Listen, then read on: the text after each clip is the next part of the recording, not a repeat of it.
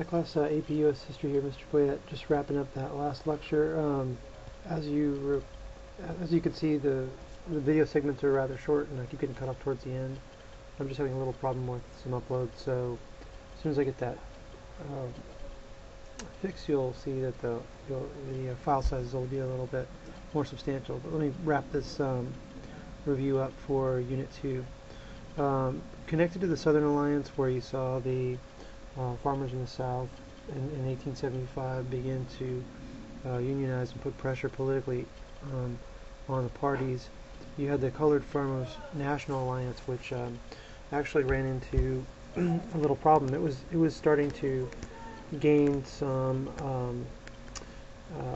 quite some membership, and as they did, they got up to about 250,000. They claimed to have about 1 million members. However, it's probably exaggerated. Nonetheless, there was a walk-off that was organized by one of the leaders who striked, and the 15 members who walked off the site were actually lynched, killed, and that put an end to the Colored Farmers National Alliance. So the era was not yet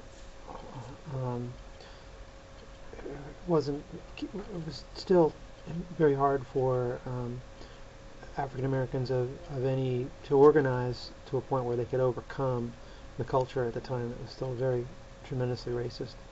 So a posse lynched 15 cotton pickers who were on strike.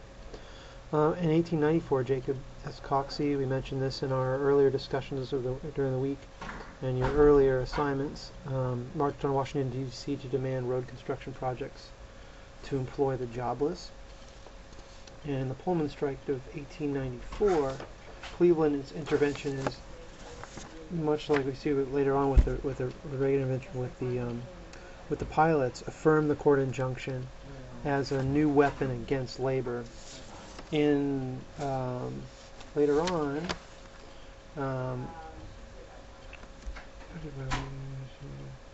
which group first seriously affected by the new wave of immigrants coming to the region? That would be the Midwestern miners. If you look in your textbook on page 385, the plight of coal miners in the Midwest illustrated the personal and social impact of depression. Even in the best of times, mining was a dirty and dangerous business. 1 miner in 12 died underground. 1 in 3 suffered injury. Mines routinely closed for as long as 6 months a year, and wages fell with the depression.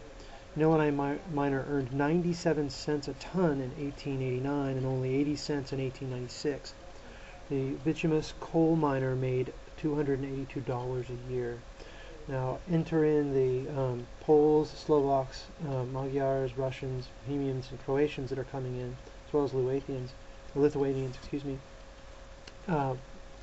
willing to work longer hours for less pay. That's going to really upset the miners who are currently working there. It's going to start a unionization and discontent among the established mining classes in the Midwest. Going on from there, you have support for free silver coinage grew rapidly in 1894 to 1896, and of course this is highlighted for you in the textbook. The mystique of silver on page 591. Sentiment for free silver coinage grew swiftly after 1894, dominating the South and West, appearing even in the farming regions of New York and New England. Pro-silver literature flooded the country, and remember we talked about the Wizard of Oz. People wanted quick solutions to the economic crisis. During 1896, unemployment shot up, and farm income and prices fell to the lowest point in the decade. So right there, the silver was seen as kind of the cure-all, the panacea to that problem. So it was the issue offered simple and compelling answer for the economic crisis, which best describes the decision that shattered the Populist Party. That would be the nomination of the Democratic candidate William Jennings Bryan for the presidency. During the 1890s, writers who rejected Romanticism often wrote regional stories depicting everyday life, getting more into the genre of realism. These writers abandoned the Gothic literature, the Romantic literature of the time, and started to write stories of real grit and focusing on both the mundane and horrific aspects of everyday life in the industrial cities. Which best describes the source of agrarian anger? Farmers perceive their social and economic position is declining throughout the period, and even though their buying power was increasing to some degree, their other factors led to their discontent. So that perception was 9/10 of the truth there. So they just get more and more angry. Of course, Brian is speaking to this more agrarian culture, wanting to appeal to the farmers, and but the industrial centers were starting to take the lion's share of the reforms and the money. Tied to, let's see, leaders from the Southern Farmers Alliance. Remember, this is connected, of course, to the Colored Alliance. They tried to capture the Democratic Party. Which of the following lists events in the correct order? You need to remember that the Republican Party tried to promote industry, free market, laissez-faire capitalism.